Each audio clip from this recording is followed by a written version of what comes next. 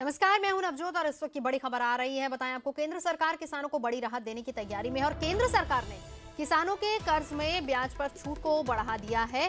किसानों के लोन पर 9% ब्याज लगता था, लेकिन अब इसका 5% हिस्सा सरकार चुकाएगी अगर किसान समय से लोन चुकाता है तो इसमें क्लॉज लगाया गया है कि अगर किसान समय से ब्याज चुकाता है तो 5%, 9% लगता था कर्ज, लेकिन इसमें 5% सरकार चुकाएगी। यानी इसका सीधा सीधा मतलब ये हुआ कि 4% कर्ज ही ब्याज ही किसानों को चुकाना होगा। और केंद्र सरकार ने तैयारी की है कि किसानों के लिए बड़ी राहत दी जाए, उनको कर्ज में छूट दी जाए। किसानों को लोन पर 9% ब्याज अभी तक लगता है और इस अभी फिलहाल सरकार की जो योजना है उसके मुताबिक 5% हिस्सा सरकार चुकाएगी। एहतशाम, जरा बताएं, 9%, 9% है जो इंटरेस्ट है, अब इसमें सरकार कितना % चुकाएगी और क्या क्या क्लॉज इसमें लगाए गए हैं?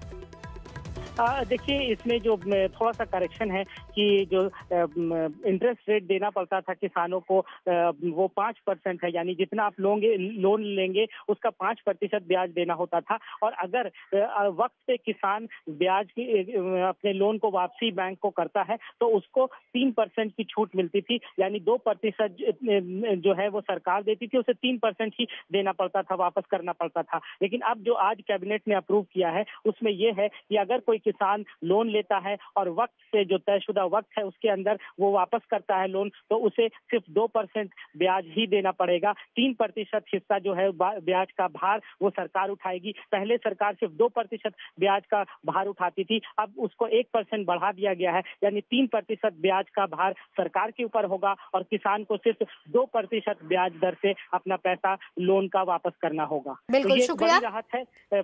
बिल्कुल, नजरा बनाए रखिए। हालांकि इसका फायदा जो क्लॉज यहां पर लगाया गया है उसको ज्यादा समझने की जरूरत है कि इसका फायदा उन किसानों को मिलेगा जो समय से अपना कर्ज चुकाएंगे, जो कि पहले छूट मिला करती थी 2% की, लेकिन अब वही 3% की गई है।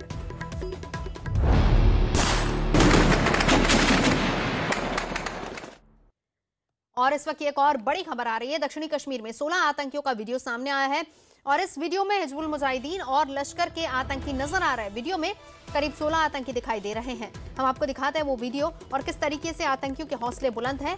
वीडियो बाकायदा शूट किया गया और फिर उसके बाद हाथों में हथियार लिए हुए, हथियार लहराते हुए आतंकियों का ये वीडियो है। और साथ ही साथ आतंकी अपना इंट्रोडक्शन भी देते जा रहे हैं और कुछ बोलते भी जा रहे हैं इस वीडियो में।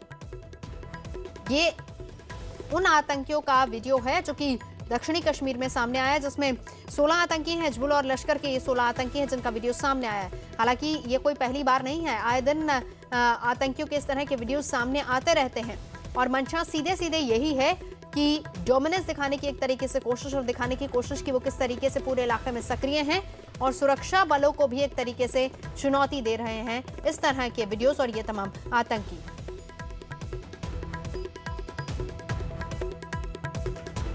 तो तस्वीरें हम आपको दिखा रहे हैं दक्षिणी कश्मीर का इलाका, जिसमें 16 आतंकियों का ये वीडियो सामने आया है, जिसमें हिजबुल और लश्कर दोनों के आतंकी हैं और हाथों में हथियार हैं इन आतंकियों के।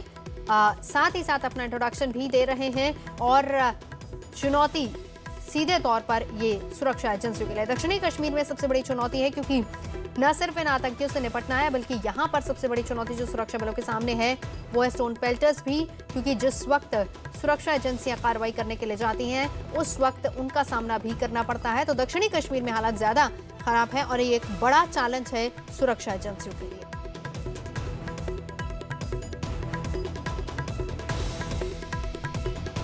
तो आए दिन आतंकियों के इस तरह के वीडियोस भी सामने आ रहे हैं। इससे पहले कई बड़े आतंकियों के वीडियोस भी हमने देखे थे, जिसमें बुरहान वानी का वीडियो भी एक बार सामने आया था। और अब हिजबुल के 16 आतंकी, हिजबुल और लश्कर के ये 16 आतंकी हैं जिनका वीडियो सामने आया है। दक्षिणी कश्मीर का इलाका है जहां पर इन आतंकियों ने वीडियो शूट किया है और फिर उसके बाद ये तस्वीरें उन आतंकियों की।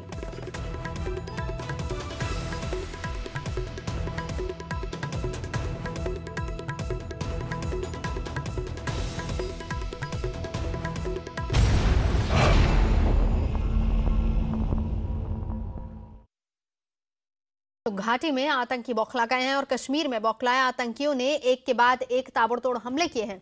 आतंकियों की तरफ से 4 घंटे में कुल 7 हमले किए गए, जिसमें 13 जवान घायल हुए। सबसे पहले आतंकियों ने त्राल में सीआरपीएफ की 180वीं बटालियन को निशाना बनाया, जिसमें 10 जवान घायल हो गए। घायलों में 3 जवानों की हालत अभी गंभीर बताई जा रही है। हमले के बाद अवंतीपुरा में 130वीं बटालियन पर ग्रेनेड हमला किया गया। पुलवामा के पुलिस स्टेशन पर हमला किया गया। अनंतनाग में भी आतंकियों ने एक रिटायर्ड जज के घर पर हमला किया और जज की सुरक्षा में तैनात गार्ड से 4 राइफल छीनकर वहां से फरार हो गए। सोपोर में भी आतंकियों ने सेना के 22 राष्ट्रीय राइफल्स के कैंप पर ग्रेनेड फेंका और फिर फायरिंग करते हुए वहां से फरार हो गए। इसके बाद अनंतनाग में सीआरपीएफ कैंप पर हमला हुआ। पुलवामा में डीसी दफ्तर पर आतंकियों ने फायरिंग की। पुलवामा में ही पुलिस स्टेशन पर ग्रेनेड से हमला किया गया और पुलिस के मुताबिक जैश ए मोहम्मद ने ये हमले किए हैं। कल जो है वो कई जगह, जैसा कि आपको मालूम है, जम्मू एंड कश्मीर में ग्रेनेड अटैक्स हुए हैं।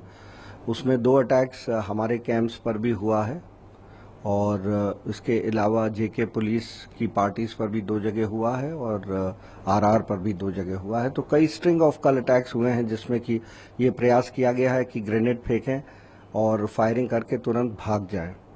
तो इसमें हमारे कैंप में जो है 2 जगह ऐसी वारदात हुई है। एक जगह कोई नुकसान नहीं हुआ है, दूसरी जगह क्योंकि ये मेस के पास में गिरा था तो उसमें कुछ शार्पनल इंजरीज हैं हमारे जवानों को। उसमें से एक के जो है उसको ऑपरेट करने की जरूरत पड़ी है, but it was effectively countered और फर्दर कोई डैमेज उसमें नहीं हो पाया।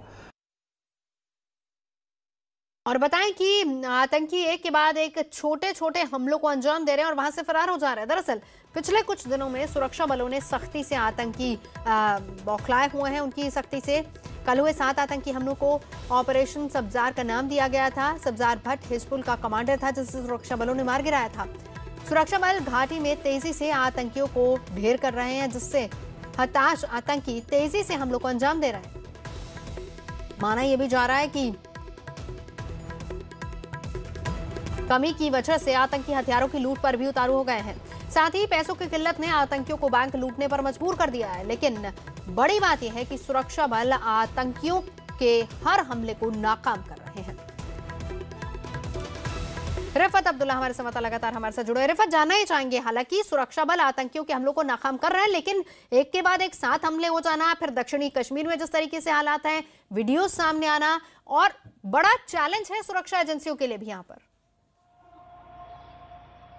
देखिए नवजोत, बिल्कुल सही कहा आपने। अगर हम इन इंसिडेंट्स की बात करें तो पहले ही इनपुट था, यानी सिक्योरिटी एजेंसीज को कहा गया था अलर्ट रहने के लिए, क्योंकि इनपुट बिल्कुल परफेक्ट था कि जंग बदर का दिन है और कहीं पे भी अटैक हो सकता है। लेकिन उसके बावजूद भी शाम को लगातार 6 से 7 अटैक एक साथ में हो गए। मींस मिलिटेंटों ने जो तैयारी की थी, जो उन्होंने मनसूबा बनाया था, वो उसमें कामयाब हो गए। उन्होंने कहीं ना कहीं एक बड़ी खबर बनाई। हालांकि उतने बड़े अटैक्स नहीं थे, लेकिन फिर भी 14 से 15 सिक्योरिटी पर्सनल जो है वो इसमें जख्मी हो गए और अपना जो उनका मनसूबा था उसमें वो कामयाब हो गए। हालांकि सिक्योरिटी फोर्सेस ये कह रही हैं कि वो अलर्ट थे। तो अगर उसके बावजूद भी इस तरह का अटैक होता है तो कहीं ना कहीं चुनौती जरूर है। अगर हम घुसपैठ की बात करें, उस पार से लगातार कोशिश हो रही है घुसपैठ की, और एलओसी पे हालांकि फेंसिंग टाइट कर दी गई है, लेकिन उसके बावजूद भी उस पार से कोशिशें हो रही हैं कि वो मिलिटेंट्स को यहां भेज सकें। और अभी तक जनवरी से लेकर आज तक 34 मिलिटेंट लाइन ऑफ कंट्रोल पे मारे गए हैं। तो ऐसे में यह कहा जा सकता है कि नॉर्थ कश्मीर में जो कंसर्न है वो यही है कि उस पार से जो मिलिटेंट्स आ रहे हैं, फॉरेन मिलिटेंट्स की मूवमेंट को रोका जाए। और यहां अगर हम साउथ कश्मीर की बात करें, यहां चैलेंज, क्योंकि पहले यह कहा गया था कि हिजबुल मुजाहिदीन इन अटैक्स के पीछे और रिवॉर्ड भी अनाउंस किया गया था, लेकिन अब डीजीपी ने साफ कर दिया कि लश्कर तोयबा के भी नहीं बल्कि जैश ए मोहम्मद जो है वो इन अटैक्स के पीछे है। तो ऐसे में कहा जा सकता है अब तीनों ग्रुप जो है एक्टिव हैं, खासतौर से साउथ कश्मीर में लश्कर भी है, एचएम भी है और जैश ए मोहम्मद भी है। नजर आप बना रखिए। रिफत हमारे संवाददाता जानकारी हमें दे रहे थे, तो तीनों ग्रुप काफी ज्यादा एक्टिव है इस पूरे इलाके में। बहरहाल ये भी बताएं कि इस घटना पर रक्षा विशेषज्ञों ने कहा है कि आतंकियों की इस कायराना हरकत का तगड़ा जवाब दिया जाना चाहिए। आर्मी को काफ़ी सक्सेस मिल रही है। अभी देखा है कि 3-4 दिन के अंदर काफ़ी मात्रा में आतंकवादी मारे जा चुके हैं। तो आतंकवादी जो है, हिजबुल मुजाहिदीन और पाकिस्तान के इंटर सर्विसेज ये दिखाना चाहती है कि आतंकवादियों का मनोबल कम नहीं हुआ है, इसलिए उनको एनकरेजमेंट दे रहे हैं। वो चाहते हैं कि ज़्यादा से ज़्यादा अटैक सिक्योरिटी फोर्सेस के कैंप पर हों, आर्मी के ऊपर हों, और सिविलियंस जो हैं उनके घरों पर भी हमले हों, इससे कि जो है आतंकवादियों का मनोबल बना रहे।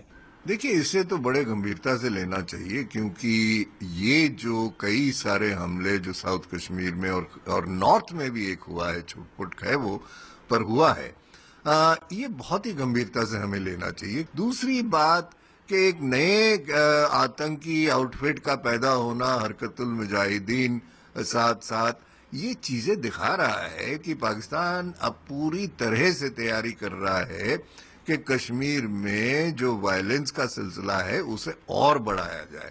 तो इससे हमें बिल्कुल गंभीरता से लेना चाहिए और इसका मुकाबला करना पड़ेगा। जब आपको पता है कि पीओके आपका है और आपको पता है कि कहां से आ रहे हैं, तो आप किसका इंतजार कर रहे हैं? आप प्रोएक्टिव होइए, आप अंदर घुस के उनको मारिए। जैसे आपने एक सर्जिकल स्ट्राइक करी थी, अब एक से क्या होता है? वो तो नगाड़े बज गए 10 महीने पहले। आपको तो हर महीने 2 होनी चाहिए, क्योंकि जब तक वो पीओके से खाली नहीं करेंगे तब तक आपको चैन नहीं होना चाहिए। ये आपकी पॉलिसी होनी चाहिए। और बताएं कि घाटी में एक के बाद एक आतंकी हमलों के बाद सियासत भी लगातार गर्माती जा रही है। ये बहुत गंभीर मामला है और मुझे पूरी उम्मीद है कि हमारी सेना और हमारे अर्धसैनिक बल वो इनका मजबूती के साथ में न केवल मुकाबला कर रहे हैं, बल्कि ऐसी घटनाएं हो ही ना उसके लिए भी पूरा प्रयास कर रहे हैं। सरकार को भी जगह जगह जाके वो कभी वहां के प्रधानमंत्री से मिलने लगते हैं, कभी उनको हालचाल पूछने के लिए, या तो उस पर भी थोड़ा सा अंकुश लगना चाहिए। मुझे लगता है हमारे जम्मू एंड कश्मीर की सरकार और केंद्रीय गृह मंत्रालय को बड़ी गंभीरता के साथ इस समस्या को सुलझाने की आवश्यकता है, वरना हम इसी तरह से जानें भी गंवाते रहेंगे और अमन भी बिल्कुल जम्मू एंड कश्मीर से दूर रहेगा। हमारी जो सेना है, जो एक बहुत मुश्किल काम कर रही है और बड़े मुश्किल परिस्थितियों में और बहादुरी से कर रही है, उसकी जो जरूरत है, चाहे वो इक्विपमेंट की हो, चाहे नंबर ऑफ पर्सनल की हो, उनको पूरा करना जरूरी है। वो है राष्ट्रवाद। आज इस देश में एक फुल टाइम रक्षा मंत्री नहीं है। और वहीं योग गुरु बाबा रामदेव ने पाकिस्तान को नसीहत दी है। बाबा रामदेव ने पाकिस्तान को चेतावनी देते हुए कहा है कि हमारे जवानों के जवाब से पाकिस्तान का वजूद खत्म हो जाएगा। पाकिस्तान के लिए मैसेज है, हमारे छोटे छोटे पहलवान अभी तैयार हो रहे हैं। हिंदुस्तान महान देश है और पाकिस्तान को अपनी नापाक हरकतों से बाज आना चाहिए। हमारी सेना बहुत मजबूत है और 125 करोड़ का हिंदुस्तान इतना मजबूत है, एक एक मुट्ठी उठा करके भी पाकिस्तान पर डालें तो पाकिस्तान दफन हो सकता है। पाकिस्तान को नापाक हरकतें नहीं करनी चाहिए। एक पड़ोसी देश को जैसे एक सभ्य व्यवहार करना चाहिए, उस तरह से अपनी औकात में, अपनी हैसियत में रह करके भारत के साथ एक मित्रता का व्यवहार करना चाहिए। और इस बड़ी खबर पर लगातार नजर बनी हुई। फिलहाल बढ़ते आगे सुर्खियों की तरफ। मोदी कैबिनेट ने दी किसानों को सस्ते कर्ज की सौगात। किसानों को सस्ता कर्ज देने के प्रस्ताव को कैबिनेट ने मंजूरी दी।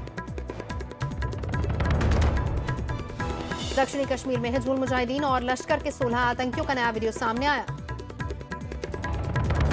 कश्मीर में 4 घंटे में 7 सिलसिलेवार आतंकी हमलों में 13 जवान जख्मी। जम्मू कश्मीर के डीजीपी के मुताबिक सिलसिलेवार हमले के पीछे जैश ए मोहम्मद। पाकिस्तान की तरफ से कश्मीर के नौशहरा में फिर से शुरू हुई गोलीबारी का सेना दे रही है मुंहतोड़ जवाब। चीन के अखबार ग्लोबल टाइम्स ने पाकिस्तान को आतंक का अड्डा बताया। आज विपक्षी दलों की बैठक में राष्ट्रपति पद के उम्मीदवार पर आम सहमति बनाने की कोशिश होगी। शत्रुघ्न सिन्हा ने राष्ट्रपति पद के लिए लालकृष्ण आडवाणी को सबसे योग्य उम्मीदवार बताया।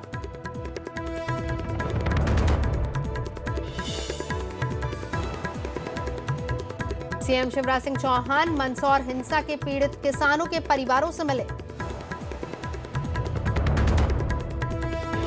ज्योतिरादित्य सिंधिया भोपाल में मंदसौर के किसानों की मौत के विरोध में 3 दिन का सत्याग्रह करेंगे। यूपी के सीएम योगी आदित्यनाथ ने गोरखपुर एयरपोर्ट के टर्मिनल 3 का उद्घाटन किया। आयुष मंत्रालय ने अपनी बुकलेट में गर्भवती महिलाओं को मांसाहारी भोजन न खाने की सलाह दी। भोपाल में आरपीएफ के जवानों ने जान पर खेलकर बचाई ट्रेन और प्लेटफॉर्म के बीच में फंसी कारोबारी की जान। चैंपियंस ट्रॉफी में मेजबान इंग्लैंड आज पाकिस्तान से खेलेगा पहला सेमीफाइनल। बांग्लादेश से सेमीफाइनल की जंग से पहले युवराज सिंह ने की जमकर मस्ती।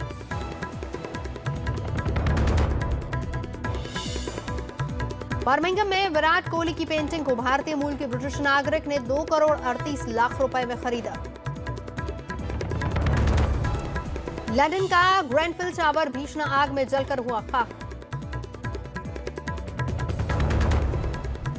बांग्लादेश में बाढ़ की वजह से अब तक 130 से ज्यादा लोगों की मौत। सलमान खान ने कहा, इंडिया पाकिस्तान की वॉर डिक्लेयर करने वाले खुद जाकर सरहद पर लड़े। प्रधानमंत्री मोदी ने ट्वीट करके टॉयलेट एक प्रेम कथा की तारीफ की।